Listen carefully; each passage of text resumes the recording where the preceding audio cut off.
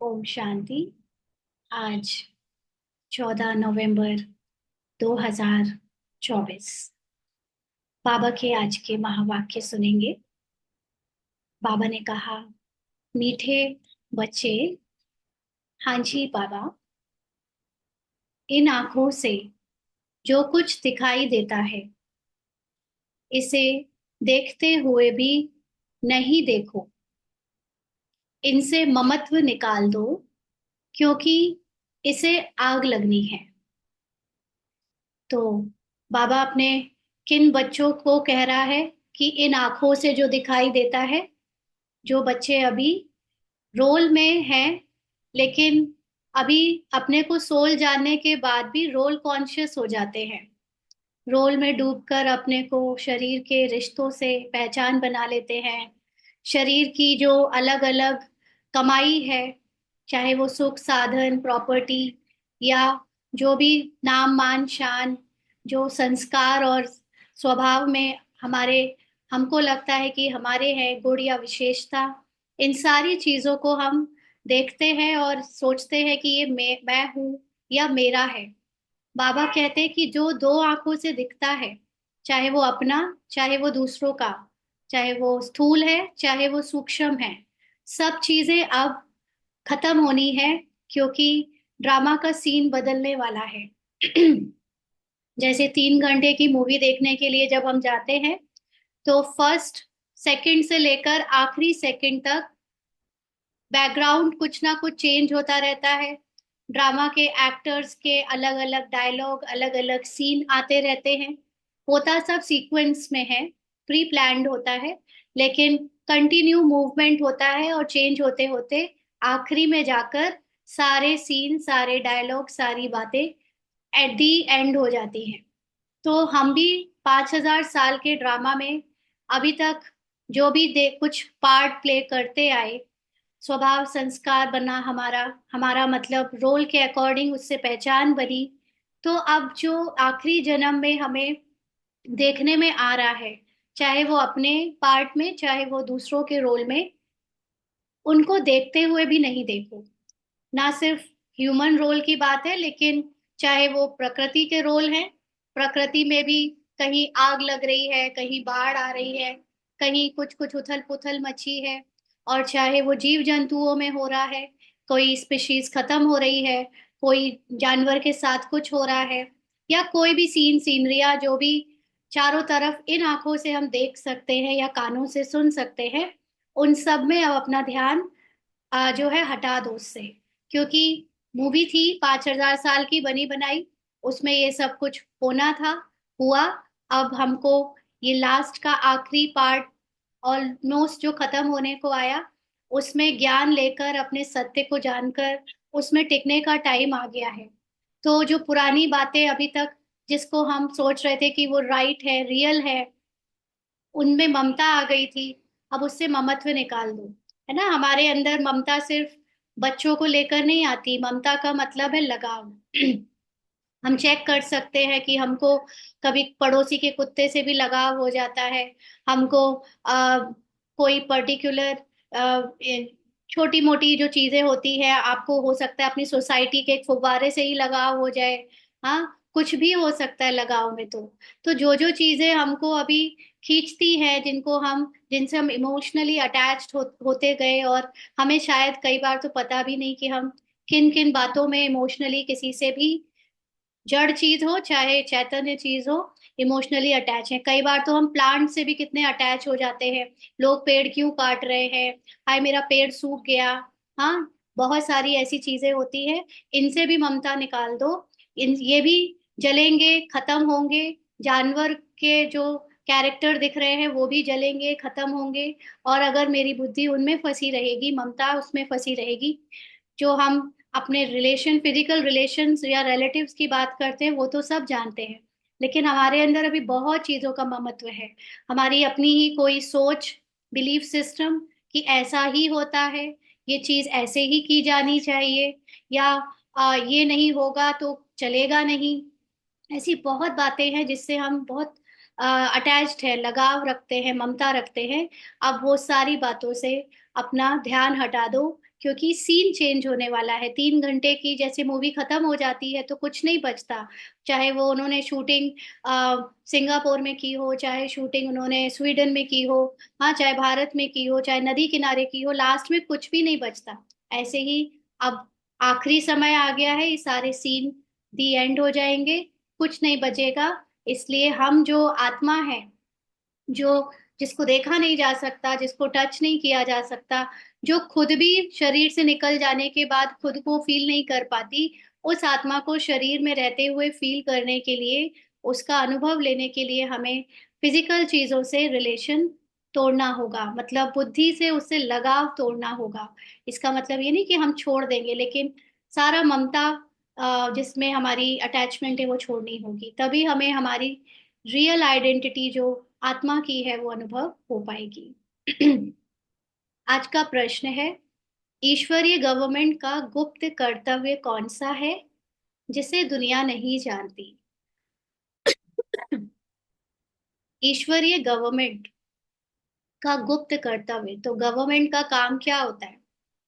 Government हमेशा जिस देश की भी होती है उस देश के लिए कुछ ना कुछ भले के लिए करती रहती है। ये है परमात्मा की गवर्नमेंट, जिसके हम सब कहना चाहिए सेवाधारी हैं, हाँ, एम्प्लॉयज हैं। तो हम सब का कर्तव्य जो कि गुप्त है, जिसे दुनिया नहीं जानती, वो कौन सा है? बाबा ने उत्तर दिया, ईश्वरीय गवर्नमेंट आत्माओं को पावन बनाकर देवता बनाती है। यह है बहुत गुप्त कर्तव्य, जिसे मनुष्य नहीं समझ सकते। जब मनुष्य देवता बने तब तो नरकवासी से स्वर्गवासी बन सके। हम्म। मनुष्य का सारा कैरेक्टर विकारों ने बिगाड़ा है। अभी तुम सबको श्रेष्ठ कैरेक्टर वाला बनाने की सेवा करते हो, यही तुम्हारा मुख्य कर्तव्य है। तो ईश्वरीय गवर्नमेंट के हम सेवाधारी हैं या एम्प्लॉय समझ लो। तो हमारा कर्तव्य गुप्त क्या है कि हम अभी सभी को, अब पहले तो खुद को, है ना, पहले खुद को फिर सभी को पावन बना रहे हैं। कैसे पावन बना रहे हैं? बाबा का ये ज्ञान उनको देते हैं, या अपना दृष्टिकोण चेंज करते हैं। अपनी आत्मिक अवस्था को जब हम बनाते हैं तो दूसरी आत्माओं को भी हम उनके सत्य में देखते हैं, और जब उनके रोल को ना देखकर उनके सत्य को देखते हैं, तो वो आत्माएं भी अपने जो प्योरेस्ट फॉर्म है, उनकी आत्मा का स्वरूप है, उसमें लौटने लगती हैं। तो ये बहुत गुप्त कर्तव्य है। माना देखने में हम भी बाकी मनुष्यों की तरह ही दिखते हैं, खाते हैं, पीते हैं, सारे कामकाज करते हैं, उन्हीं की तरह भाषा यूज करते हैं, लेकिन हमारे अंदर कंटिन्यू स्मृति में चेंज आ रहा है, और वो स्मृति बन रही है सोल कॉन्शियस की। खुद को भी सोल देखना, औरों को भी सोल के फॉर्म में देखना, और वो भी प्योरेस्ट सोल के फॉर्म में देखना। तो ये गुप्त कर्तव्य जो है वो मनुष्य नहीं समझ सकते। मनुष्य का मतलब जो भी मन के वश है। मन के वश का मतलब जो भी अपने को फिजिकल आइडेंटिटी समझते हैं, यहाँ तक कि जो मन को ही आत्मा समझते हैं। ऐसे बहुत लोग हैं जो स्पिरिचुअलिटी की बात करते हैं, लेकिन वो मन को आत्मा समझकर उसको उस पर ही काम करने में लगे हैं, संकल्पों में काम करने में लगे हैं, जबकि आत्मा संकल्पों से भी ऊपर है। तो ऐसे मनुष्य जो है वो नरकवासी से स्वर्गवासी वो नहीं बन पाएंगे। लेकिन हम आत्माएं जब अपनी सोल कॉन्शियस स्थिति बनाती हैं, तब हमारे दृष्टि से, हमारी वृत्ति से संसार चेंज होने लगता है। तो बाबा कहते हैं कि ये संसार को विकारों ने ही बिगाड़ा है। अभी हम सब सेवा करते हैं, पहले तो खुद की सेवा करते हैं सोल कॉन्शियस स्थिति में टिकने की, और फिर उसी स्थिति से जो हमारे रोल में, कैरेक्टर में परिवर्तन आता है, वो औरों में भी परिवर्तन ले आता है। यही हमारा मुख्य कर्तव्य है। ओम शांति। बाबा ने कहा, जब ओम शांति कहा जाता है तो अपना स्वधर्म और अपना घर याद पड़ता है।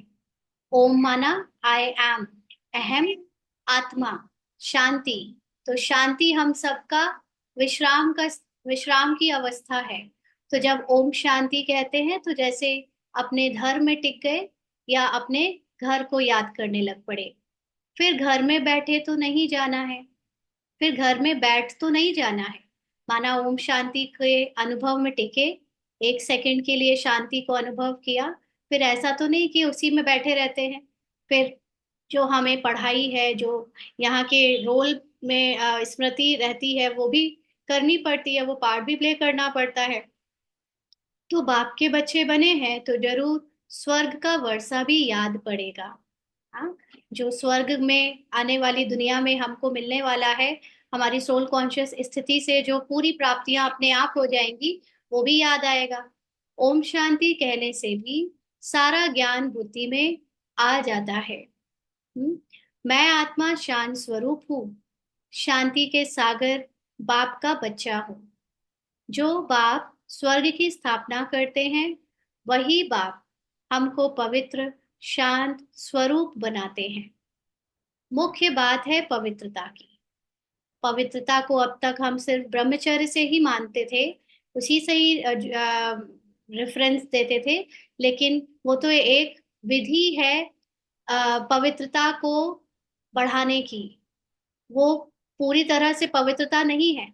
जैसे बाबा को याद करना एक विधि है, ये पढ़ाई करना एक विधि है, भोग लगाकर भोजन खाना एक विधि है, वैसे ही ब्रह्मचर्य एक विधि है अपने आप को संसार के शरीर के कॉन्शियसनेस से निकालने की। क्योंकि जब तक हम फिजिकल चीजों से अटैच्ड रहेंगे, उनमें ममता रखेंगे, मोह रखेंगे, उनके होने ना होने से हमको फर्क पड़ेगा, तब तक हम ड्रामा की स्मृति से छूट नहीं सकते, उसके लगाव से छूट नहीं सकते। और जो मैं आत्मा एकदम न्यारी हूँ, जिसको ड्रामा की किसी भी चीज से कोई मतलब नहीं है, उस न्यारेपन में मैं टिक नहीं पाऊंगी। तो ये सारी चीजें जो हम अभी पवित्रता के लिए करते आए, विधियां अपनाते आए, उसके बावजूद भी हम ब्राह्मण सभी पूरी तरह पवित्र क्यों नहीं बन पाए?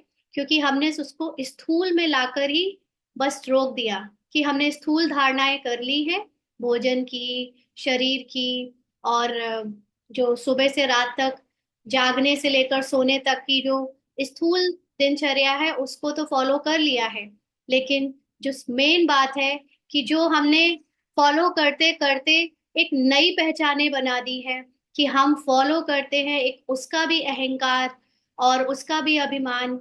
और पुराने तो थे ही बहुत सारी पहचाने और अभिमान की बातें, अपने पद पोजीशन, शरीर के रिश्ते, ये सारी बातों की अपवित्रता आत्मा के ऊपर चढ़ी हुई है ऑलरेडी। वो सब उतारते उतारते नई अपवित्रता भी चढ़ाई है ना? तो ये सारी चीजों को भूलना पड़ेगा, एकदम अपनी स्मृति से किसी को भी देखते हुए कोई संबंध याद ना आए, कोई लगाव के साथ हम उसके साथ व्यवहार में ना आए, बिल्कुल न्यारे होकर। जैसे हम किसी से फर्स्ट टाइम मिल रहे हो, ऐसे हम जब दूसरों से मिलते हैं, चाहे वो बच्चा है पार्ट में, चाहे वो पति है पार्ट में, चाहे वो माँ बाप है, कोई भी है, ऐसे मिले जैसे हम उनसे फर्स्ट टाइम मिल रहे हो, इतनी न्यारी स्थिति हो हमारी, तब कहेंगे पवित्रता। है ना? तो ये मुख्य बात हमको यहाँ पर रहते हुए वो पवित्रता को बढ़ाना है। पवित्र दुनिया और अपवित्र दुनिया है।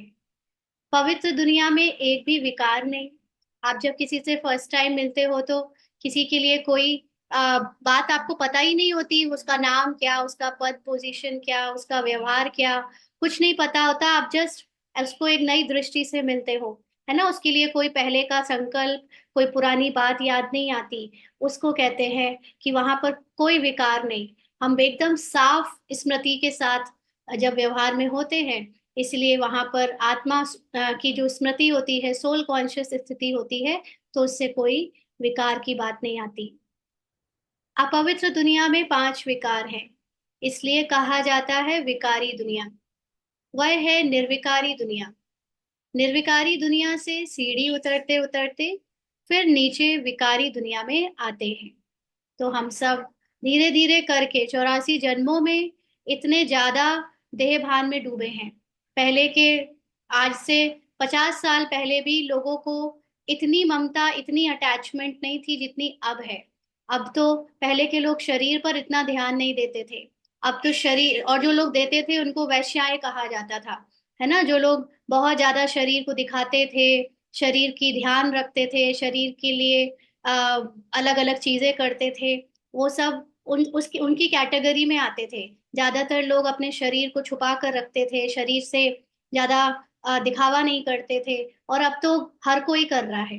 तभी बाबा इस दुनिया को वैश्यालय कहता है, कि ज्यादा बॉडी को दिखाना, ज्यादा बॉडी का ध्यान रखना, ज्यादा बॉडी के ऊपर ध्यान जाना। तो ये सारी दुनिया, आते आते हमको 84 जन्म लग गए ना इतने गिरने में। और उस दुनिया में होगा आपके पास सब कुछ, लेकिन वो तब भी शरीर पूरा ढका होगा, इतना सुंदर शरीर होगा, तब भी कोई किसी को दिखाएगा नहीं। और सारी आ, दास दासियां सजाएंगी, सब कुछ होगा, लेकिन उसका भान नहीं होगा। तो वो पावन दुनिया है, और ये है पतित दुनिया। राम राज्य और रावण राज्य है ना।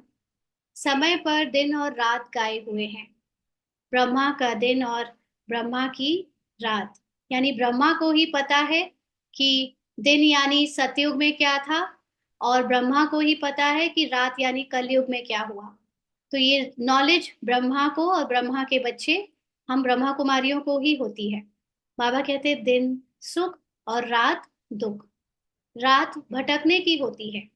आप देखो अभी भी, जब किसी के जीवन में दुख होता है, फैमिली में कलेश होते हैं, तो उनको रात होने से बहुत डर लगता है, क्योंकि रात में सबसे ज्यादा कलेश बढ़ जाते हैं, है ना। दिन तो कट जाता है, लेकिन रात में भटकन होती है।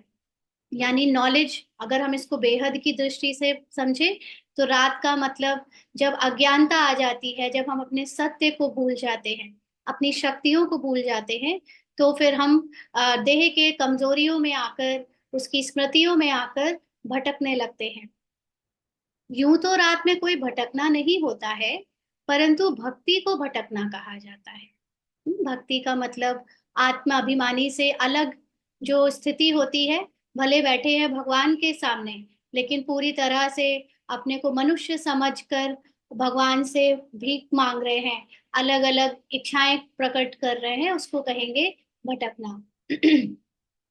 तुम बच्चे यहाँ आए हो सदगति पाने के लिए।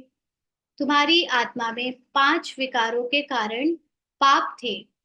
उनमें भी मुख्य है काम विकार, जिससे ही मनुष्य पाप आत्मा बनते हैं। यह तो हर एक जानते हैं। हम पतित हैं, भ्रष्टाचार से पैदा हुए हैं। एक काम विकार के कारण सारी क्वालिफिकेशन बिगड़ पड़ती है। इसीलिए बाप कहते हैं, इस काम विकार को जीतो, तो जगत जीत नई दुनिया के मालिक बनेंगे। तो काम विकार में सिर्फ शरीर के विकार की बात नहीं, लेकिन कामनाएं भी आ जाती हैं। और शायद ही कोई इस पूरे संसार में ऐसा हो जिसके अंदर कामनाएं ना हो, इच्छाएं ना हो। हाँ, अच्छे अच्छे योगी तपस्वी भी इच्छाओं में आ जाते हैं, माया में आ जाते हैं, कि कोई इच्छा रख लेते हैं। इसीलिए बाबा कहते हैं कि पहले तो ये शरीर के काम विकार को जीतो, जिसमें शरीर चाहिए चाहिए, और दूसरा फिर जो कामनाएं हैं, इच्छाएं हैं, उसको जीतो। इसी से जो है हम जगत जीत बनेंगे। जगत जीत कहते हैं आत्मा को। आत्मा जब अपनी हाईएस्ट कॉन्शियसनेस में होती है, तो उसके उसको पूरा संसार अपने से नीचा लगता है, जैसे उसके लिए संसार कुछ है ही नहीं। तो जब हमारे लिए कोई चीज मायने नहीं रखती, इंपॉर्टेंट नहीं होती, तो हम उसको जीत लेते हैं। तो इसीलिए जब आत्मा की स्थिति में टिक जाते हैं, काम विकार कामनाओं से भी परे हो जाते हैं। और विकार शरीर का तो एक है ही विधि जिससे हमें निकलना है। तो उसके बाद फिर आत्मिक स्थिति में हम पूरी जगत, यानी जो दुनिया दिख रही है, ऐसे लगती हुई कि जागती हुई दुनिया है, वो उसको हम जीत लेते हैं। माना उसमें हमारे कोई आसक्ति नहीं रह जाती, हम न्यारे हो जाते हैं। फिर नई दुनिया के मालिक बनेंगे। तो सतयुग में जो कुछ भी दिखेगा, हमें प्रकृति, शरीर, धन संपदा, वो सब हमारे अधीन होगी, क्योंकि हम उनसे न्यारे रहेंगे। हमें उनका होना ना होना फर्क नहीं पड़ेगा, इसलिए वो हमारे नीचे आ जाते हैं, तो हम उनके मालिक बन जाते हैं। तो अंदर में इतनी खुशी रहनी चाहिए। मनुष्य पतित बनते हैं तो कुछ समझते नहीं। इस काम पर ही कितने हंगामे होते हैं, ना? शरीर के काम वासनाओं पर कितने हंगामे होते हैं, कितनी अशांति, हाहाकार हो जाता है। इस समय दुनिया में हाहाकार क्यों है, पूछ रहे हैं बाबा। क्योंकि सभी पाप आत्माएं हैं। हाँ, ज्यादातर युद्ध हुए हैं वो काम विकार या रिलीजियन के नाम पर हुए हैं। ये दो ही केवल कारण हैं। इतने बड़े बड़े मारा काटी जो हुई है वो दो कारणों से हुई है। तो जिसके कारण हमारी स्मृति और ही ज्यादा पापी होती गई। विकारों के कारण ही असुर कहा जाता है। अभी बाप द्वारा समझते हो, हम तो बिल्कुल कौड़ी मिसल, वर्थ नॉट अ पेनी, हाँ, एक पेनी के लायक काबिल भी नहीं थे। काम की जो चीज नहीं, उसे आग में जलाया जाता है। अभी तुम बच्चे समझते हो दुनिया में कोई काम की चीज नहीं है। कोई काम की चीज, काम का मतलब क्या? जो आत्मा की स्थिति को बना सके। ऐसी संसार की कोई चीज नहीं है जिसको ले पा लेने से या जिसमें इंटरेस्ट रखने से हमारी आत्मा की स्थिति बन जाए। उन चीजों को छोड़ने से ही हमारी आत्मा की स्थिति बनेगी, पा लेने से नहीं बनेगी। हाँ, तो इसलिए कोई काम की चीज नहीं। सभी मनुष्य मात्र को आग लगनी है। मनुष्य यानी जो भी मन के वश है, उन सबको आग लगनी है माना। अभी सबके सब अपने देह भान से मुक्त होने वाले हैं। सबको ये रोल का पार्ट जो खत्म होने को आया वो छोड़ना ही पड़ेगा। जो यानी शरीर के साथ सब कुछ भूलना ही पड़ेगा। जो कुछ इन आंखों से देखते हैं सबको आग लग जाएगी। आत्मा को तो आग लगती नहीं। क्योंकि आग क्यों कह रहा है बाबा? बाबा ये भी कह सकता था कि खत्म हो जाएगा।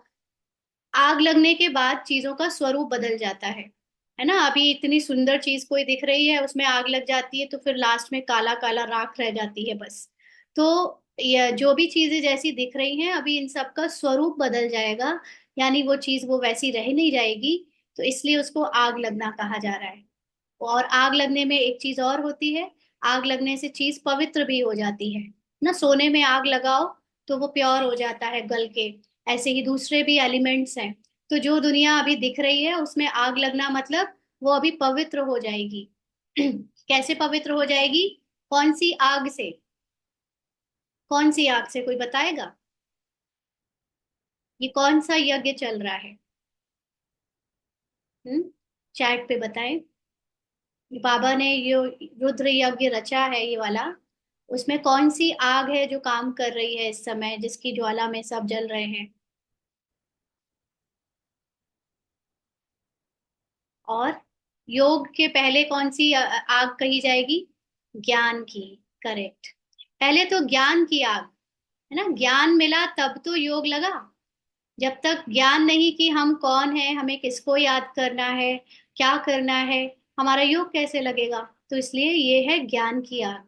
तो ये सारे संसार को ज्ञान की आग लग जाएगी का मतलब हुआ कि अभी हमें ये संसार नॉलेज की कमी के कारण, अज्ञानता के कारण जो रियल दिख रहा है, वो सत्य ज्ञान हो जाने के बाद पूरी तरह परिवर्तित हो जाएगा।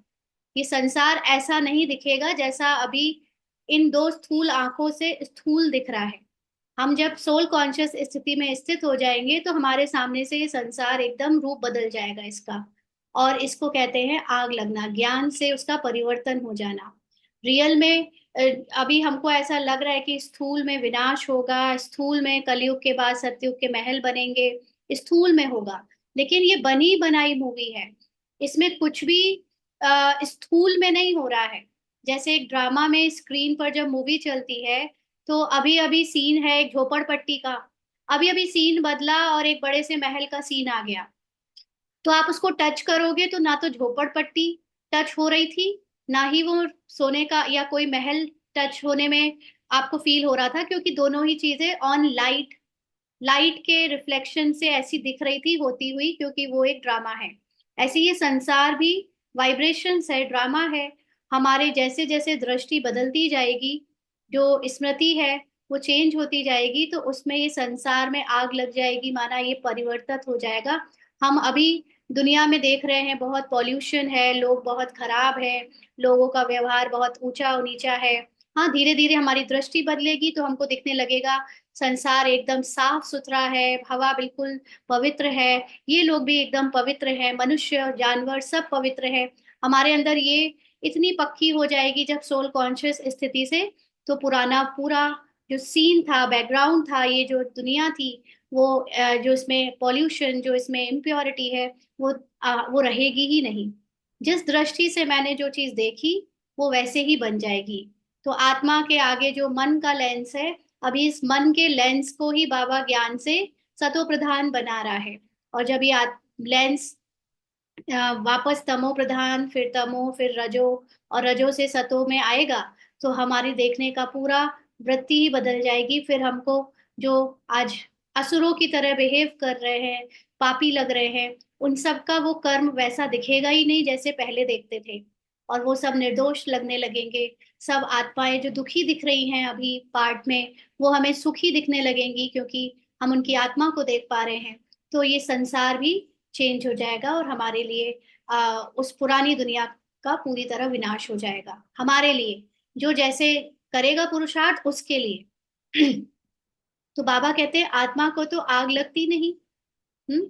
आत्मा तो जैसे इंश्योर है, कुछ भी होता रहे, इसके पार्ट में अगर पिछले जन्मों में बहुत सफरिंग हुई होगी, तो भी आत्मा इंश्योर थी, आत्मा का कुछ बिगड़ा नहीं था। इस पार्ट में भी अगर कुछ है तो भी शरीर को होगा, शरीर के मन को उसकी अनुभूति होगी, लेकिन आत्मा तब भी इंश्योर्ड है, उसको कुछ नहीं हुआ, वो कहीं नहीं गई, कहीं नहीं बिगड़ा, उसका कुछ नहीं बिगड़ा, है ना। तो आत्मा हमेशा इंश्योर्ड रहती है।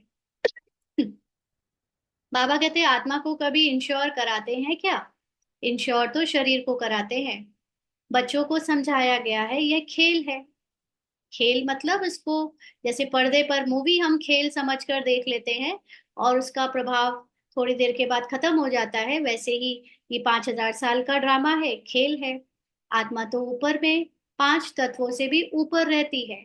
तो ऊपर का मतलब कोई डिस्टेंस से, कोई दूसरे वर्ल्ड में नहीं रहती, लेकिन यहीं रहते हुए आत्मा भी इस 5 तत्वों के प्रभाव में नहीं आती। हाँ, अभी हम एक दिन एक वीडियो देख रहे थे, उसमें एक एलिमेंट था, उस एलिमेंट का नाम याद नहीं आ रहा मुझे। वो एलिमेंट इतना लाइटेस्ट है, इतना हल्का है, अगर उस एलिमेंट को पाउडर बनाकर मतलब वो एक सॉलिड फॉर्म में रहता है, उसको पाउडर बना के आप अपने शरीर में लगा लो या जिस चीज में भी लगा लो, तो उसमें ना तो आग का असर होता है ना पानी का असर होता है, वो एक कोटिंग बन जाती है। और फिर उसके ऊपर कुछ भी पड़ता रहे, वो अंदर से वैसे ही का वैसा रहता है। तो ऐसे ही आत्मा है। आत्मा शरीर पानी में डूब जाएगा तो गल जाएगा, या कुछ आग में जाएगा तो जल जाएगा, लेकिन आत्मा को ना आग छूती है, ना पानी छूता है, ना हवा उड़ाती है। तो इसलिए आत्मा है यही, लेकिन उसके ऊपर 5 तत्वों की प्रकृति का कोई असर नहीं होता। तो बाबा कहते हैं कि आत्मा तो ऊपर में 5 तत्वों से भी ऊपर रहती है। 5 तत्वों से ही सारी दुनिया की सामग्री बनती है ना। कोई भी दुनिया में आप अर्थ के बाहर जाएंगे तो दूसरे प्लैनेट्स में कोई एक तत्व है या दो ही तत्व हैं, 5 तत्व दूसरे प्लैनेट्स में नहीं है, इसीलिए वहां पर लाइफ नहीं है। और यहाँ पर 5 तत्व हैं, यानी धरती पर तो लाइफ है। तो ये एक आत्मा को अपने पार्ट बजाने के लिए 5 तत्वों का ही चोला या शरीर चाहिए होता है, इसलिए धरती पर लाइफ है। बाबा कहते हैं आत्मा तो नहीं बनती, आत्मा तो सदैव है ही। सिर्फ पुण्य आत्मा पाप आत्मा बनती है। अपने अपने कर्मों के अनुसार हम उसको वैसा कहने लगते हैं। 5 विकारों से आत्मा कितनी गंदी पड़ती है, बन पड़ती है। अभी बाप आए हैं पापों से छुड़ाने। विकार से सारा कैरेक्टर बिगड़ता है। हाँ, कैरेक्टर बिगड़ता है, अंडरलाइन। विकारों में जाने से, विकारी दृष्टि रखने से जो बिगड़ा वो कौन बिगड़ा? कैरेक्टर बिगड़ा, यानी रोल बिगड़ा। आत्मा का कुछ नहीं बिगड़ा, इस बात को ध्यान रखें। भले ही कहते हैं पाप आत्मा पुण्य आत्मा, क्योंकि मन को आत्मा कहने लगे हैं। मन बुरा हुआ, मन में विकार आए, मन में पाप आया, मन में पुण्य हुआ, लेकिन अभी तक हमने मन को ही आत्मा समझ रखा था, तो मन के अकॉर्डिंग पाप आत्मा पुण्य आत्मा कहते थे। बिगड़ता हमेशा विकारों से कैरेक्टर है, रोल है, उसका मन है। लेकिन आत्मा जो उस रोल को एनर्जी दे रही है, वो आत्मा का कुछ नहीं बिगड़ता, कुछ भी चेंज नहीं होता। कैरेक्टर्स किसको कहा जाता है, यह भी किसी को पता नहीं है। गाया भी हुआ है पांडव राज्य, कौरव राज्य। अभी पांडव कौन है यह भी कोई नहीं जानते। अभी तुम समझते हो हम ईश्वरीय गवर्नमेंट के हैं। हम्म। यहाँ पर हमें अभी ये याद रहता है कि हमको अभी परमात्मा जो सिखा रहा है, बना रहा है, या हमसे जो कुछ करा रहा है वो ईश्वरीय सेवा है। हाँ, इसीलिए ईश्वरीय गवर्नमेंट के हम एम्प्लॉयज हैं या सेवाधारी हैं। बाप आए हैं राम राज्य स्थापन करने। इस समय ईश्वरीय गवर्नमेंट क्या करती है? पूछ रहे हैं बाबा। आत्माओं को पावन बनाकर देवता बनाती है। नहीं तो फिर देवता कहाँ से आए? तो आत्माओं को पावन बनाकर, ऐसा नहीं कि कोई हमें दूसरों के ऊपर काम करने लग जाना है तो वो पावन बन जाएंगे। यहाँ जब मैं खुद को रोल से हटाकर सोल कॉन्शियस की स्थिति में स्थित कर लेती हूँ, तो मेरा जो नजरिया है, मेरी जो वृत्ति है सभी के लिए, दूसरी आत्माओं के लिए, वो चेंज हो जाती है, वो पावन हो जाती है। और उस दृष्टि वृत्ति से जो जो लोग ये सेम पुरुषार्थ करके अपने को सोल कॉन्शियस बनाते हैं, वो सब देवता बनते हैं। तो बाबा कहते हैं नहीं तो फिर देवता कहाँ से आए? यह कोई नहीं जानते। इसीलिए इसको गुप्त गवर्नमेंट कहा जाता है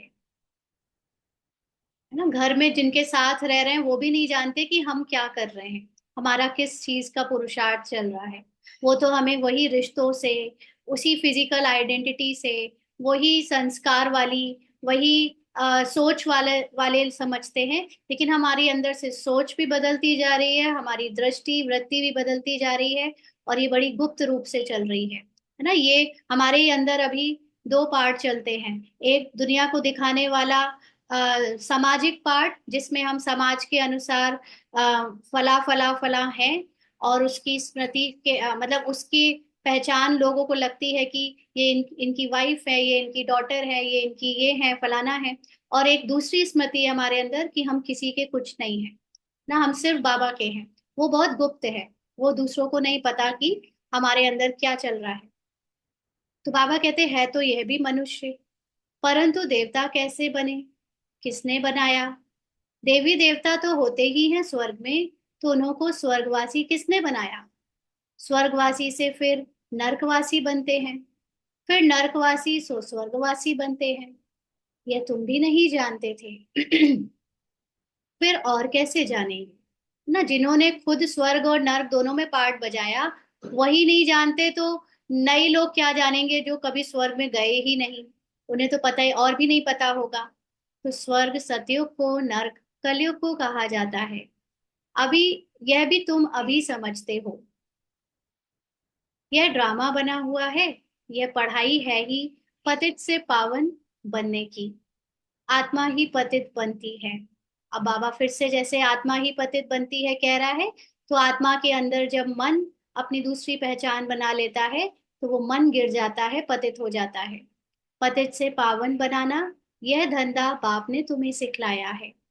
पावन बनो तो पावन दुनिया में चलेंगे। तो हमारा जैसे जैसे आत्मा तो पावन है, लेकिन अभी मन जो मेन रोल प्ले कर रहा है वो गिर गया है। उसको वापस सतो प्रधान बनाएंगे, तो फिर आत्मा में वो मन सतो प्रधान होने के कारण मर्ज हो जाएगा।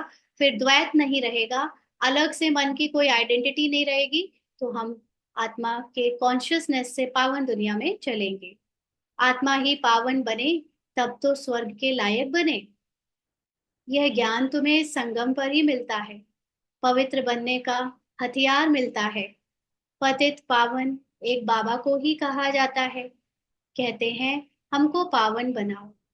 यह लक्ष्मी नारायण स्वर्ग के मालिक थे, फिर 84 जन्म ले पतित बने हैं, श्याम और सुंदर। इनका नाम भी ऐसा रखा हुआ है, परंतु मनुष्य अर्थ थोड़े ही समझते हैं। एक ही आत्मा का कैरेक्टर, जब वो विकारों में उसका मन होता है तो उसको श्याम कहते हैं। उसी आत्मा का कैरेक्टर जब विकारों से मुक्त होता है, पूरी तरह सोल कॉन्शियस होता है, तो उसी आत्मा के कैरेक्टर को सुंदर कहते हैं। ये मनुष्यों को इसका अर्थ नहीं पता है।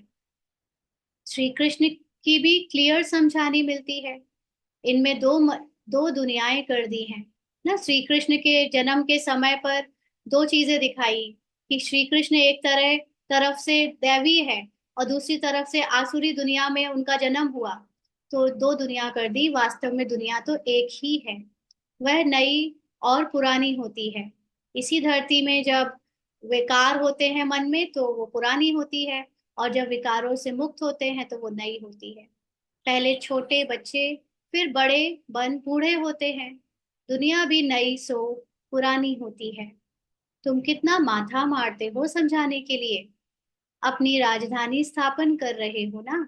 अपनी राजधानी का मतलब कोई बाहर की राजधानी के लिए नहीं लगे पड़े हैं हम। हमको अपने मन में राजधानी स्थापन करनी है। आत्मा जो राजा है, उसको जो उसके अंदर जो मंत्री मन बुद्धि संस्कारों ने अभी अपनी मनमत पे चलकर संसार में पार्ट को जो गंदा कर दिया है, उसको अभी ठीक करना है, उसको साफ करना है, उससे मुक्त होना है। और अंदर ही वो राजधानी, यानी पहले तो आत्मा खुद को जब राजा बने तब तो राजधानी बने, है ना। राजा राजाई के बिना राजधानी हो सकती है क्या? तो राजा कौन है? राजा ये आत्मा है। तो ये आत्मा राजा बने तो उसकी राजधानी स्थापित हो जाए। तो बाबा कहते इन्होंने भी समझा है ना। किसकी बात हो रही है? ब्रह्मा बाबा की। समझ से कितने मीठे बने हैं। तो ब्रह्मा बाबा ने भी पुरुषार्थ किया इतना मीठा बनने के लिए। जो आज हम ब्रह्मा बाबा की कई बातें सुनते हैं, वो बातें बाबा की सोल कॉन्शियस स्थिति से की हुई, या पुरुषार्थ में जो उनके अंदर रोल में सोल कॉन्शियस के कारण परिवर्तन आया, उसकी बातें सुनते हैं। बाकी पुराने जीवन में तो सबके ही कुछ ऊपर नीचे रहा होगा, है ना, उसकी बातें नहीं की जाती। तो बाबा कहते किसने समझाया? उनको भी ये नॉलेज किसने समझाई? भगवान ने।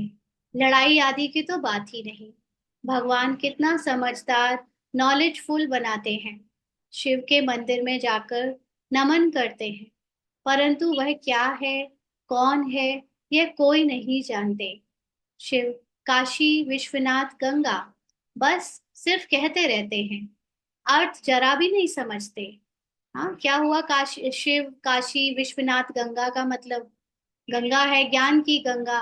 विश्व का नाथ, यानी पूरे संसार का नाथ बना देते हैं, स्वामी बना देते हैं। तो संसार का स्वामी कौन बन सकता है? जिसने संसार को जीत लिया हो। और जीतने का मतलब ये नहीं कि किसी पर आक्रमण किया और उनकी सारे लोगों को मार दिया फिर वहां पर बैठ गए रूल करने। यहाँ पर उससे हम न्यारे हो गए।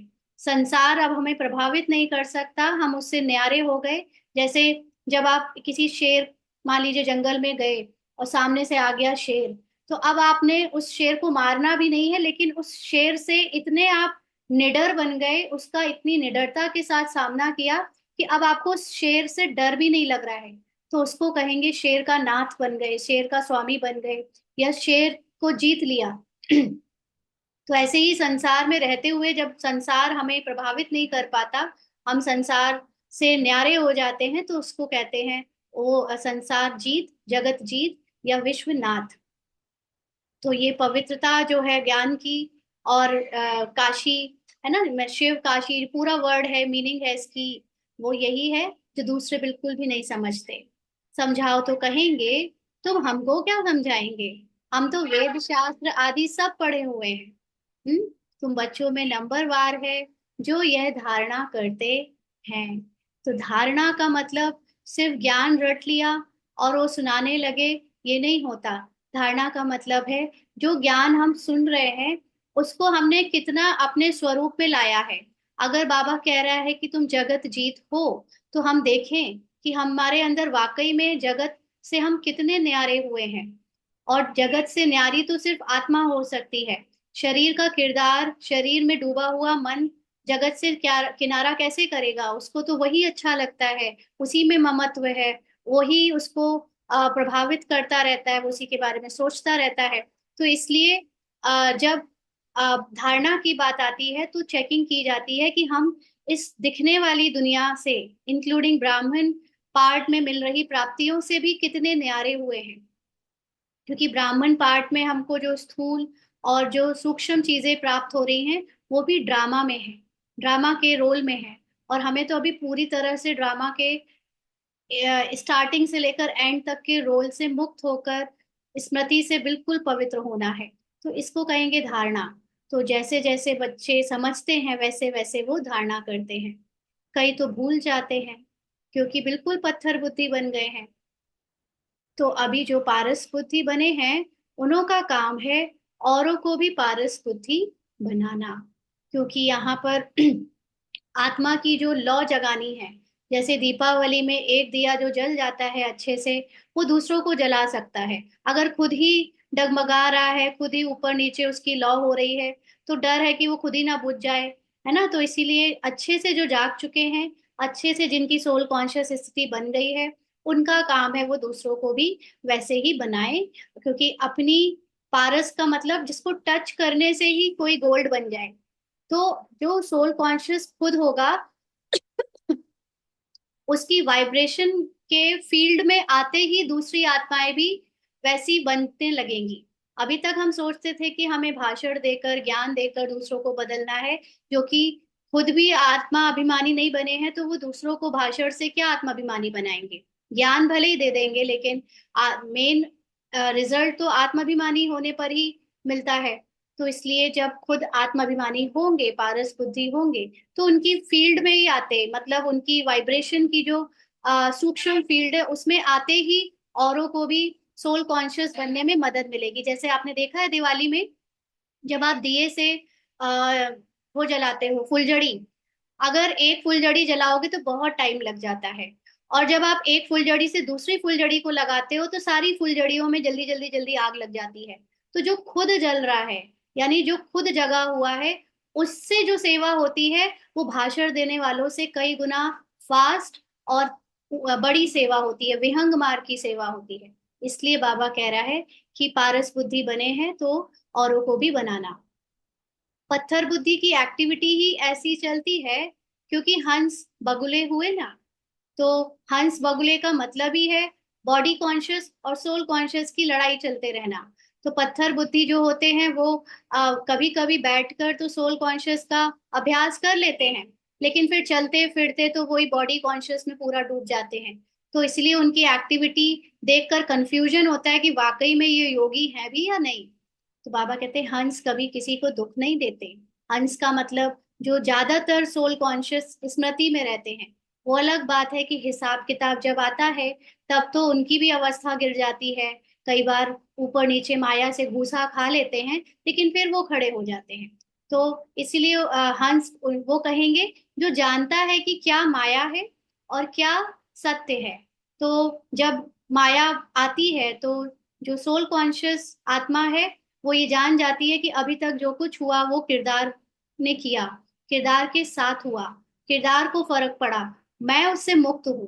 तो कभी अपने पार्ट में अगर कुछ ऐसी चीजें हुई हैं या मन के लेवल पे भी आई हैं, तो हंस बुद्धि जानेगी कि वो किरदार को हुई है, मैं उससे एकदम अलग हूँ। तो इसलिए हंस कभी दुख नहीं देते, माना अपनी सोल को नहीं भूलते। भले ही पार्ट में आकर, रोल में आकर कभी अवस्था खराब कर लेते हैं, लेकिन फिर भी अंदर से याद रखते हैं कि मैं आत्मा ही हूँ। वो स्मृति असर नहीं दिखा पाती उस समय क्योंकि किरदार अभी हावी हो जाता है, ड्रामा के वश है अभी, लेकिन अंदर से वो जानते हैं कि मैं आत्मा ही हूँ। तो बाबा कहते हैं बगुले दुख देते हैं। बगुले मतलब जो रूप धर कर दिखते तो हंस जैसे हैं, यहाँ पर लगेगा कि वो ब्राह्मण ही है, बीके ही है, योगी ही है, राजयोगी है, लेकिन अंदर से जो बुद्धि है उनकी वो पूरी तरह ड्रामा में, ड्रामा की अटैचमेंट में फंसी हुई है।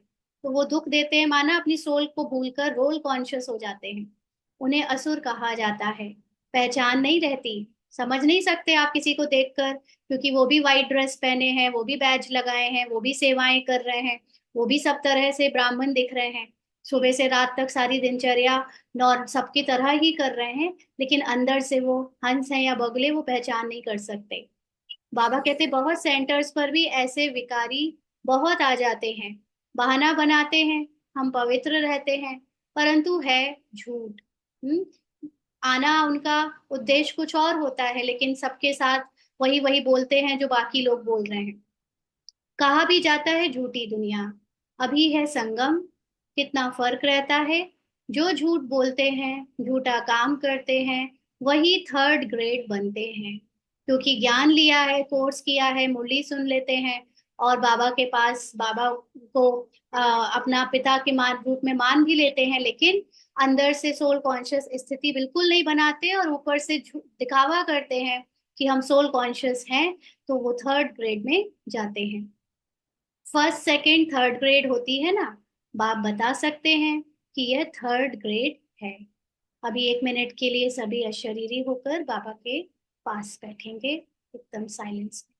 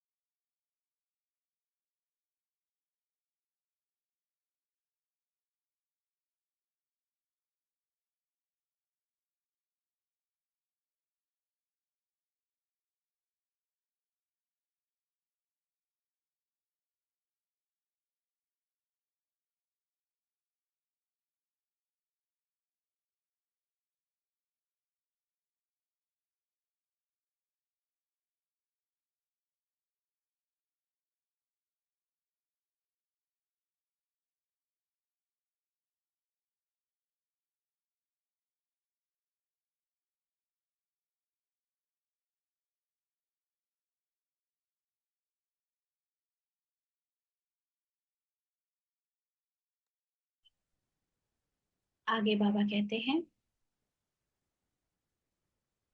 बाप समझाते हैं, पवित्रता का पूरा सबूत देना है। कैसे देंगे? क्या है पवित्रता का पूरा सबूत? जो आत्मा सच में पवित्रता को धारण करी होगी या उसकी स्टेज काफी ऊंची होगी, उसको ड्रामा के लेवल पर, चाहे वो ब्राह्मण पार्ट का ही क्यों ना हो, कहीं भी किसी भी चीज में उसकी रग नहीं जाएगी, किसी भी चीज पे उसकी बुद्धि नहीं अटकेगी, किसी को देखकर उसकी दृष्टि में प्रश्न नहीं आएगा, उसकी दृष्टि बदलेगी नहीं और उसकी वृत्ति में प्रश्न नहीं आएगा। किसी भी जो चीजें ज्ञान की नहीं है, जो बातें आत्मा के स्थिति को ऊंचा उठाने वाली नहीं है, उनको तुरंत उस चीजों से वैराग आ जाएगा। मुझे ये नहीं सुनना, मुझे ये नहीं करना, मुझे ये मतलब उनको वहां पर उनका इंटरेस्ट ही नहीं जाएगा, वो उन चीजों से अछूती होंगी। तो ये है पवित्रता का पूरा सबूत देना। हाँ, डर भी नहीं होगा, लेकिन डर तो चलो पुरुषार्थ, डर कोई हम जानबूझकर नहीं होता है हमारे अंदर, डर तो संस्कारों के कारण होता है। लेकिन डर आते हुए भी ऐसा नहीं कि डर नहीं होगा, डर होगा अगर मन में, क्योंकि डर मन में होता है। बट उसकी जो सोल कॉन्शियस स्थिति है, वो उस डर को अपना नहीं मानेगी। वो ये जानती होगी कि ये डर मन को हो रहा है, मैं वो डर नहीं हूं। तो वो डर का सामना करेगी, डर के कारण अपने को झूठा नहीं दिखाएगी कि मुझे डर नहीं लग रहा, लेकिन अंदर से डर रही होगी, ऐसा ना। डर से कोई पहचान नहीं बनाएगी वो, क्योंकि डर उसको ड्रामा में मिला है, किरदार में मिला है, किरदार के अंदर जो मन है उसमें मिला है। तो ये आत्मा की सत्यता नहीं है। तो आत्मा की सत्यता ही पवित्रता है। बाकी सब कुछ जितनी भी नेगेटिव चीजें हैं वो ड्रामा की हैं, वो रोल की हैं। तो उसको देखते हुए भी वो उससे अछूती रहेगी, उसका अभ्यास अछूते होने का होगा। तो ये है सबूत देना। कई कहते हैं आप, क्योंकि हम लोग जब ये कहते हैं ना कि उसके अंदर ये नहीं होगा, तो उसके अंदर, किसके अंदर? पहली बात, आत्मा के अंदर तो वैसे भी कोई अपवित्रता है ही नहीं। लेकिन पवित्रता का पुरुषार्थ कौन कर रहा है? मन। मन में अभी अपवित्रता है। तो मन पवित्रता का सबूत देगा, मतलब कि जब आत्मा मन में आने वाले पार्ट के अलग अलग इमोशंस को भी देखते हुए उसको अपना स्वरूप नहीं बनाती, समझती या उससे प्रभावित नहीं होती, तो वो मन के पार्ट में जितनी चीजें हो रही हैं वो दिखना धीरे धीरे बंद हो जाती है और वो क्लीन होता जाता है, क्लियर होता जाता है, आत्मा के जैसे शक्तिशाली और पवित्र बनता जाता है। तो उसके पार्ट में भी चेंज आना शुरू हो जाता है। और क्योंकि वो सबको उसी लेवल पे देख रहा है, तो दूसरों का उनके साथ व्यवहार भी चेंज हो जाता है। उसी, हो सकता है दूसरी आत्मा का दूसरों के साथ बहुत ऊपर नीचे चले, लेकिन जो ये आत्मा पवित्र है की स्मृति में है, उसके साथ वो बहुत अच्छे से रहेगा। तो अपनी दृष्टि से हम दूसरों का व्यवहार अपने प्रति बदल सकते हैं, फिर भले ही उसका व्यवहार दूसरों के साथ चाहे वैसा ही रहे, क्योंकि हर के कोई एक दूसरे के साथ जो रिलेशन बनाता है वो अपनी अपनी वृत्ति से बनाता है। तो दूसरों ने वृत्ति चेंज नहीं की है तो उनको अभी भी सफर करना पड़ेगा, बट आप उससे मुक्त हो जाओगे क्योंकि आपने अपनी वृत्ति को पवित्र कर लिया। कई कहते हैं आप दोनों इकट्ठे रहते पवित्र रहते हो, यह तो असंभव है। हम्म। कोई कोई युगल रहते हैं पवित्र, और वो दूसरों को जब बताते हैं तो दूसरे लोग कहते हैं ये तो असंभव है। लेकिन बच्चों में योग बल ना होने के कारण इतनी सहज बात भी पूरी रीति समझा नहीं सकते हैं। ना दूसरों को नहीं बता सकते कि हम कैसे पवित्र हैं, क्योंकि अंदर से विकारों में तो नहीं गए हैं, लेकिन ऊपर से हमारी फिजिकल बॉडी की जो लैंग्वेज है उसमें अटैचमेंट दिखती है लोगों को। उसमें थोड़ा सा एक दूसरे के साथ वो जो ड्रामा के अकॉर्डिंग जो पार्ट मिला है, जो रिश्ता मिला है, उसकी अटैचमेंट दिखती है, इसलिए दूसरे शक करते हैं कि ये असंभव है। और हमारी खुद की अवस्था उतनी आत्मिक नहीं है, इसलिए दूसरों को समझा भी नहीं पाते। तो बाबा कहते हैं उनको यह बात कोई नहीं समझाते कि यहाँ हमको भगवान पढ़ाते हैं। वह कहते हैं पवित्र बनने से तुम 21 जन्म स्वर्ग के मालिक बनेंगे। जबरदस्त लॉटरी मिलती है हमको, और ही खुशी होती है। कई बच्चे गंधर्वी विवाह कर पवित्र रहकर दिखाते हैं। कई ऐसे बच्चे हैं जो घर वालों के लिए शादी कर लेते हैं लेकिन अंदर से जो है पवित्र ही रहते हैं, वो विकारों में नहीं जाते। देवी देवताएं पवित्र है ना, अपवित्र से पवित्र तो एक बाप ही बनाएंगे, यह भी समझाया है। ज्ञान भक्ति वैराग्य। तो ज्ञान माना सतयुग त्रेता, भक्ति माना द्वापर कलयुग, और वैराग्य है संगम में। अब हमें सारे किरदारों का वैराग्य कर देना है संगम में। ज्ञान और भक्ति आधा आधा है, फिर भक्ति के बाद है वैराग्य। अज्ञानता के बाद ही सारा संसार जो है एकदम जब डूब जाता है तब उनको छोड़ने की बात आती है ज्ञान में। अभी इस पते दुनिया में नहीं रहना है, यह कपड़े उतार घर जाना है। कौन से कपड़े? शरीर रूपी कपड़े, किरदार रूपी कपड़े, कॉस्ट्यूम जो हमें किरदार को मिला है। इस कॉस्ट्यूम में सिर्फ ये चमड़ी नहीं है, ये ब्लड वेसल्स नहीं है। इस चमड़ी में इस किरदार से रिलेटेड इसके संकल्प हैं, इसका स्वभाव है, इसका संस्कार है, इसकी पसंद नापसंद है ना। इस चमड़ी में या इस कपड़े में इसको स्मृतियों में बहुत पुरानी पुरानी बातें हैं। ये सारी चीजें उतार कर भूल कर अब आत्मा की निर्संकल्प स्थिति में घर जाना है। 84 का चक्र अभी पूरा हुआ, अभी हम जाते हैं शांति धाम। पूरी तरह से सब कुछ भूल कर ही तो शांति मिलती है ना। शांति कुछ याद करके मिलेगी क्या? शांति तो सब कुछ भूल कर मिलती है। तो पहली पहली अल्फ की बात नहीं भूली। इस भूलना किसको समझे, इसको भी एक एग्जाम्पल से समझते हैं कि जब हम लोग रात को सोने जाते हैं तो आप देखोगे कि उन लोगों को नींद बहुत जल्दी आती है जो सब कुछ भूल जाते हैं, जल्दी से लेटते हैं और उनको ना कुछ बातें याद रहती है पूरे दिन की, ना कोई शरीर की स्मृति याद रहती है, ना कोई रिश्ता याद रहता है। जितनी जल्दी आप सब कुछ भूल जाते हो उनको उतनी जल्दी नींद आ जाती है और बहुत आसानी से वो सो जाते हैं। और जिनको जितनी बातें याद आती हैं, उसने ये कहा, मैं ये हूँ, उसकी बात, इसकी बात, वो सारी बातें उनको नींद में जाने नहीं देती, सोने नहीं देती। तो आत्मा is like deep sleep. Deep sleep में कब कोई जाता है? जब उनको शरीर का भी भान ना रहे, जब उनको जिस बिस्तर में लेटे हो उस बिस्तर का भी भान ना रहे, कोई आवाज भी हो रही है बाहर, कोई डिस्टरबेंस भी हो रहा है बाहर, उनको पता ही ना चले। तो वो डीप स्लीप की state is equal to soul conscious stage, है ना। तो semi soul conscious stage like सपने की स्टेज, जिसमें पार्ट प्ले करते करते बीच बीच में याद आ जाता है कि अरे ये मेरे साथ नहीं हो रहा। तो हमें डीप स्लीप वाली स्टेट में जाना है जहाँ कुछ भी याद ना रहे, और वो तभी हो सकती है जब वाकई में हमें कुछ भी याद ना रहे।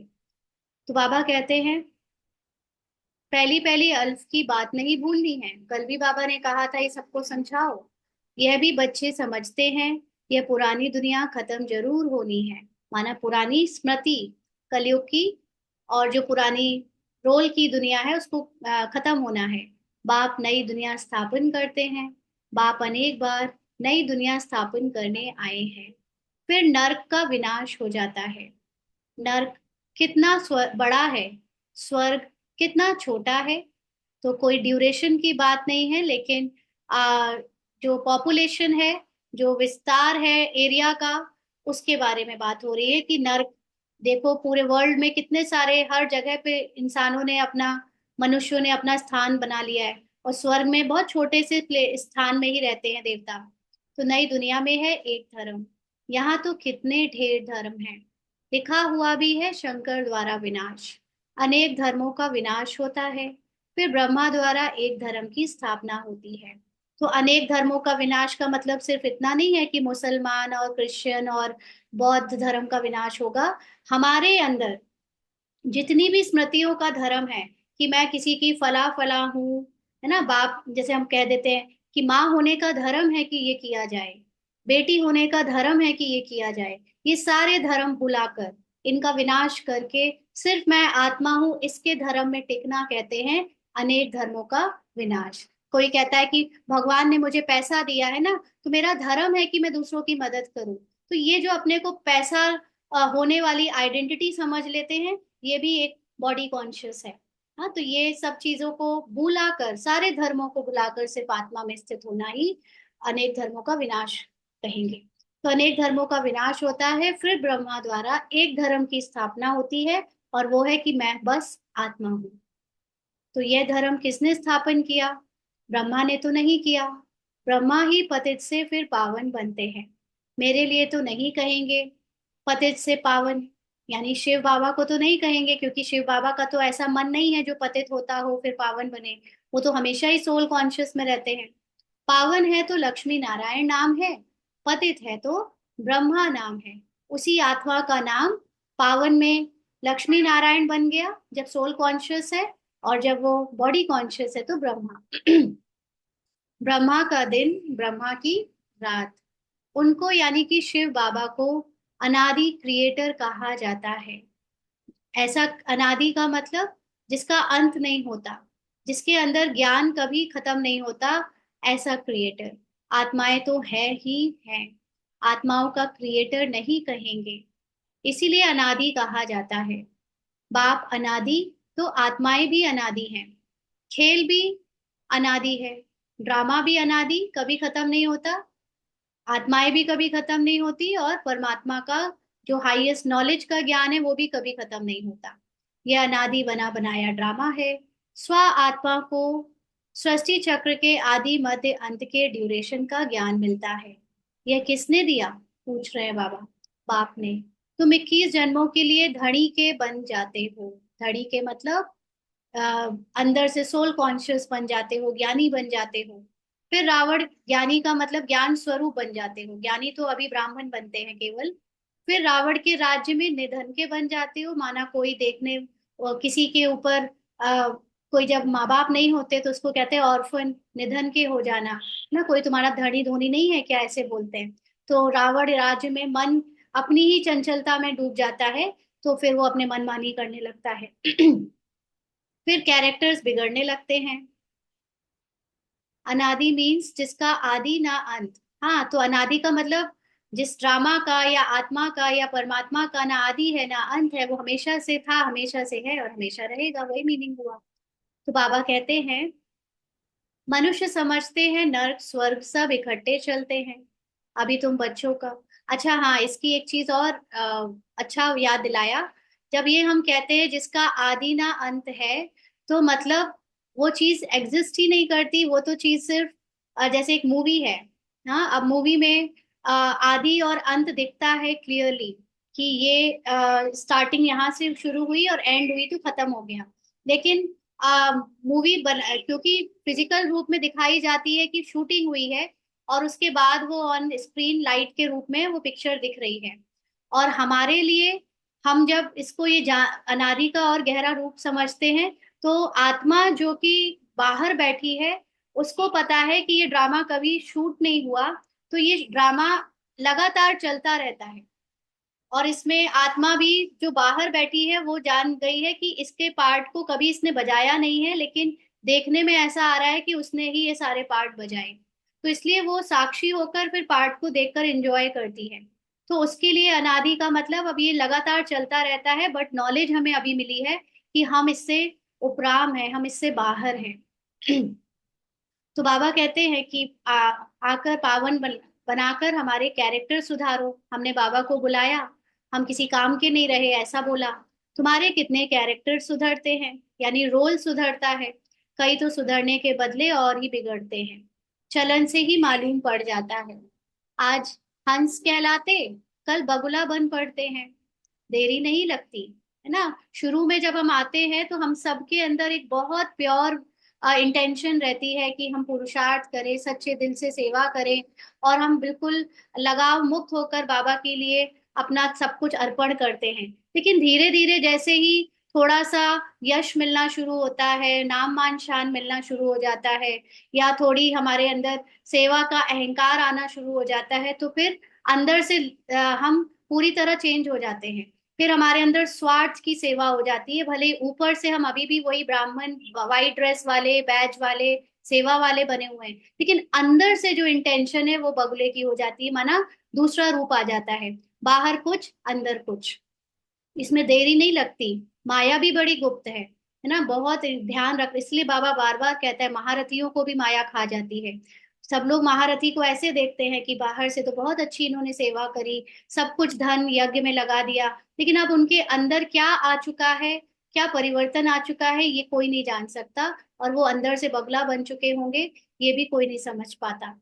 तो यहाँ कुछ देखने में आता थोड़ी है, बाहर निकलने से दिखाई पड़ता है। फिर आश्चर्यवत सुनंती कथंती और भागंती हो जाते हैं। तो भागंती का मतलब ये भी नहीं है कि वो यज्ञ छोड़कर चले जाते हैं।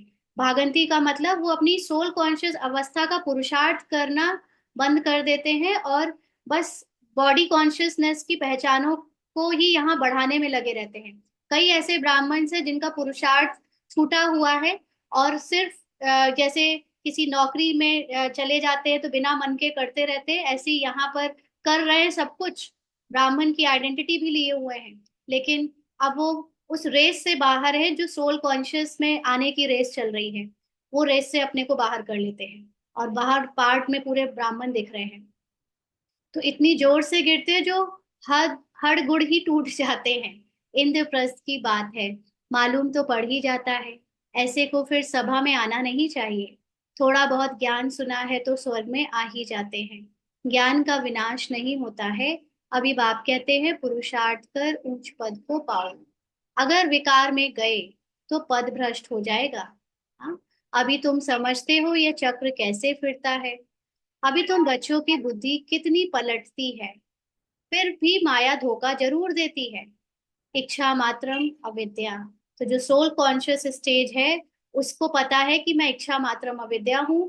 फिर रोल में बहुत इच्छाएं दिखे भी, तो भी मैं उससे अपना ध्यान हटाती रहूं, अपने अविद्या मार्ग, इच्छा मात्रम अविद्या स्थिति में स्थित हो जाऊं, तो माया से बच जाती हूँ।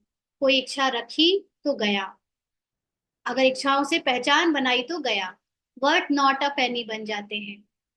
अच्छे अच्छे महारथियों को भी माया किसी ना किसी प्रकार से धोखा दे देती है। फिर वह दिल पर चढ़ नहीं सकते। दिल पर चढ़ना माना सोल कॉन्शियस बन नहीं सकते। कोई तो बच्चे ऐसे होते हैं जो बाप को भी खत्म करने में देरी नहीं करते, परिवार को भी खत्म कर देते हैं। महान पाप आत्माएं हैं। इसका बहुत गहरा मीनिंग हो सकता है, इसको सोचेंगे, है ना, इसको चिंतन करेंगे कि बाप को भी खत्म करने में देरी नहीं करते का मतलब क्या हो सकता है। कि वो बाबा को कुछ नहीं मानते, और अपने आप को सोचने लगते हैं हमने सब कुछ पा लिया, सब कुछ प्राप्त कर लिया, हम ही सबसे बड़े हो गए, और परिवार को भी खत्म कर देते हैं। फिर जो दूसरे आत्माएं हैं जो पुरुषार्थी हैं उनको भी कुछ नहीं समझते, अपने को ही सब कुछ समझते हैं। तो ऐसी महान पाप आत्माएं हैं। रावण क्या क्या करा देता है। ज्ञान को ना माना, ज्ञान को माना भी तो अपने अनुसार अपनी डेफिनेशन दी, उसको कह सकते हैं ना। ज्ञान को क्योंकि समझाने में सबका अलग अलग होता है। तो बाबा कहते हैं रावण क्या क्या करा देता है, बहुत नफरत आती है। कितनी डर्टी दुनिया है, इससे कभी दिल नहीं लगानी है। पर इसीलिए अपनी अंतर्मुखी होकर सदा चेकिंग करनी है कि हम कुछ कर रहे हैं या हमारे द्वारा कुछ हो रहा है तो उसमें भावना क्या है। मुख्य अगर परखना है तो भावना से परखे, कि भावना कहीं बदला लेने की तो नहीं है, भावना कहीं कुछ स्वार्थ की तो नहीं है, कोई इच्छा की तो नहीं है ना, कोई पद पोजीशन के लालच की तो नहीं है। भावना में चेकिंग कर ले अगर हम, तो हम हंस के समान फिर उस भावना से मुक्त हो सकते हैं। अदरवाइज ऊपर से पार्ट कई बार लगेगा कि बहुत अच्छी सेवाएं हैं, बहुत अच्छा भाषण है, लेकिन अंदर से भावना इम्प्योर है। तो वहीं पर हंस और बगुला की कैटेगरी डिसाइड होती है कि अंदर से हम हंस हैं या बगुले हैं। तो पवित्र बनने की बड़ी हिम्मत चाहिए। विश्व के बादशाही की प्राइज लेने के लिए पवित्रता है मुख्य। पवित्रता पर कितने हंगामे होते हैं। गांधी भी कहते थे, हे पतित पावन आओ। अब बाप कहते हैं, हिस्ट्री ज्योग्राफी फिर से रिपीट होती है, सबको वापस आना ही है, तब तो इकट्ठा जावे। यानी अब वापस सबको सोल कॉन्शियस स्थिति में शांति में टिकना ही है, तब तो सारे आत्माएं इस दुख की दुनिया से मुक्त होए। बाप भी तो आए ना, सबको घर ले जाने के लिए। बाप के आने बगैर कोई वापस जा ना सके। अच्छा, मीठे मीठे सिक्की लदे बच्चों प्रति माता पिता बाप दादा का याद प्यार और गुड मॉर्निंग। रूहानी बाप की रूहानी बच्चों को नमस्ते। हम रूहानी बच्चों की रूहानी बाप दादा को याद प्यार गुड मॉर्निंग और नमस्ते बाबा। शुक्रिया, थैंक यू बाबा। धारणा के लिए मुख्य सार। पहला पॉइंट, माया के धोखे से बचने के लिए किसी भी प्रकार की इच्छा नहीं रखनी है। इच्छा मात्रम अविद्या बनना है। तो बहुत ध्यान रखना है। सबसे ज्यादा ब्राह्मण जीवन में माया जो धोखा देती है वो है इच्छाओं से। कई बार वो इच्छा सेवा की इच्छा के रूप में भी प्रकट होती है। हम किसी का कुछ भला कर दें, किसी के लिए कुछ करें, ये इच्छा के रूप में भी प्रकट होती है। लेकिन ध्यान रखना है कि हम कुछ भी नया नहीं कर सकते। ड्रामा में जो नूंद है वही होगा। और अगर हमारे द्वारा कुछ हुआ है और अगर हमने समझ लिया कि हमारे द्वारा किया गया तो हम बहुत महान हो गए, ये सारी चीजें धोखा देने वाली है। क्योंकि चाहे हमें कुछ पार्ट ड्रामा ने दिया चाहे नहीं दिया, वो ड्रामा ने किया। हमारी अपनी उसमें इच्छा का स्वार्थ अगर है तो फिर हम गिर सकते हैं अपनी सोल कॉन्शियस स्थिति से। इसलिए जो हाईएस्ट आत्मा है, इच्छा मात्रम अविद्या, जिसकी ओरिजिनल स्टेट है, बस हम वही हैं। बाकी जो कुछ भी पार्ट में है वो ड्रामा ने दिया। चाहे इच्छाएं हैं चाहे इच्छाएं नहीं है, माया दिखा देती है कि हमें अलग अलग इच्छाएं हो रही है, हम चाहते हैं हमारे द्वारा ऐसा हो। ये बहुत बड़ा धोखा है। विश्व के बादशाही की प्राइज लेने के लिए मुख्य है पवित्रता।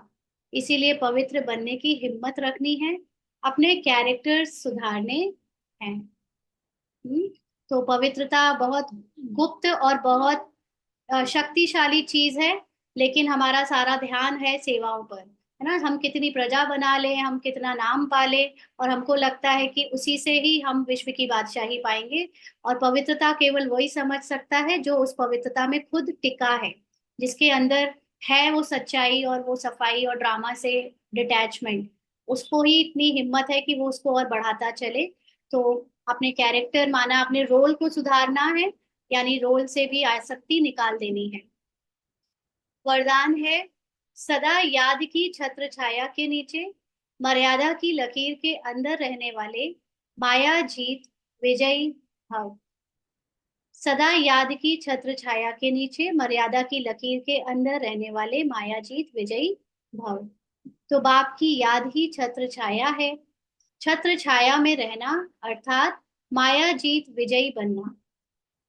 सदा याद की छत्र छाया के नीचे और मर्यादा की लकीर के अंदर रहो, तो कोई की हिम्मत नहीं अंदर आने की। मर्यादा की लकीर से बाहर निकलते हो तो माया भी अपना बनाने में होशियार है। लेकिन हम अनेक बार विजयी बने हैं। विजयी माला हमारा ही यादगार है।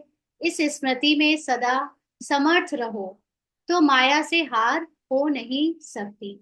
तो आत्मा को अपनी सोल कॉन्शियस स्थिति पर जितना निश्चय है, और वो सिर्फ सोल नहीं लेकिन बाप समान स्थिति में स्थित होकर बाबा को याद करती है जब भी, तो जो अनेक झूठे सीन हैं जो कि एक्चुअली में ड्रामा में हो रहे हैं बट वो रियल नहीं है, उनको वो अच्छे से पहचान लेती है। और जब वो पहचान लेती है तो वो माया जीत विजयी बन जाती है। तो माया को अगर हम ऐसे एक एक करके बाहर की दृष्टि से नहीं पहचान सकते, तो हम बस बाबा के साथ बने रहे, तो अपने आप माया छटती जाएगी, अलग होती जाएगी। क्योंकि माया देखती है कि ये अभी सोल कॉन्शियस नहीं है, अभी ये बाबा की याद में नहीं है, अभी ये अपने को आत्मा तो समझ रहे हैं, लेकिन वो हाईएस्ट कॉन्शियस बाबा की याद में नहीं है। तो वो कई बार ऐसी सीन दिखाएगी जिसमें हमें डाउट हो जाएगा, अहंकार आ जाएगा, या डर लगने लगेगा।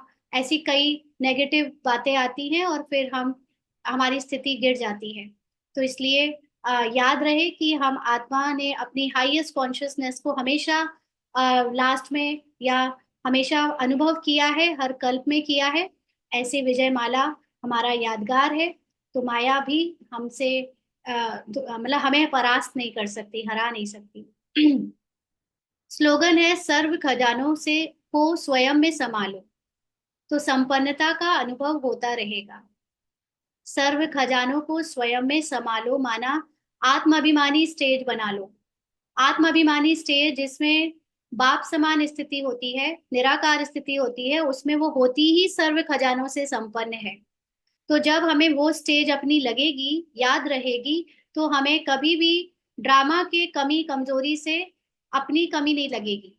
यानी आत्मा है ही संपन्न, है ही सर्वगुण सर्व खजानों से संपन्न। तो किरदार में भले ही उसको किसी रिश्ते की कमी है, कोई धन की कमी है, कोई साधन की कमी है, लेकिन क्योंकि वो अपनी सोल कॉन्शियस स्टेज में है, तो उसको वो किरदार की बातें धोखा नहीं दे सकती, और वो जानती है मेरे पास सब कुछ है, सर्व खजाने हैं और सब पूरी संपन्नता है। अच्छा, ओम शांति। आज के अव्यक्त इशारे हैं। 14 तारीख। अपने को निमित्त समझकर चलो, तो सदा हल्के और सफलता मूर्त रहेंगे। कभी सेवा कम होती, कभी ज्यादा, तो बोझ ना लगे। क्या होगा कैसे होगा, कराने वाला करा रहा है, और मैं सिर्फ निमित्त बन कार्य कर रहा हूँ। सेवाधारी अर्थात निर्माण बन, निर्माण करने वाले। अगर निर्माण नहीं, मान की इच्छा है, तो बोझ है। बोझ वाला कभी तीव्र नहीं जा सकता। इसीलिए सदा हल्के रहे, सफलता मूर्त बनो। तो निमित्त समझकर सेवा करने से कभी सेवा हो सकता है कि सिर्फ एक की कराए, कभी सेवा हो सकता है कि 1000 की भी कराए। तो अगर ज्यादा की करानी पड़ रही है बाबा को सेवा ड्रामा में, तो करने वाले को बोझ नहीं लगेगा, क्योंकि वो जानता है कि ये केवल अपना रथ, अपना ये शरीर दे रहा है सेवा में, बाकी इसमें संकल्प से लेकर शक्ति तक सब बाबा दे रहा है, ड्रामा दे रहा है। तो वो एकदम हल्का रहेगा, क्या होगा कैसे होगा ऐसे संकल्प नहीं करेगा। और निर्माण बनकर सेवा करना माना मुझे मेरी सेवा के लिए कोई वाहवाही करे, कोई एक्नॉलेज भी करे, या कोई थोड़ा सा उसके लिए दो शब्द बोल भी दे कि अच्छी हो रही है, या किसी भी तरह से उसको रिस्पेक्ट दे, ये भी अगर इच्छा है तो उसको निर्माण नहीं कहेंगे।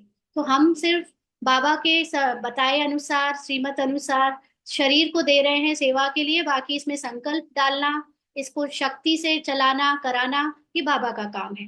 तो इतने निर्माण बन जाए कि हमें इसकी कोई किसी से कामना भी ना रहे कि कोई हमें कोई मान दे इसके बदले। तो वो हल्का रहकर सेवा करेगा, और उसकी कॉन्शियसनेस सोल कॉन्शियस स्थिति में बहुत आसानी से टिक जाएगी, क्योंकि सेवा में वो डूबेगा नहीं, सेवा से अपनी पहचान नहीं बनाएगा, और कोई इच्छा नहीं रखेगा, तो इच्छा मात्र अविद्या की स्थिति में वो स्थित हो जाएगा। अच्छा, ओम शांति।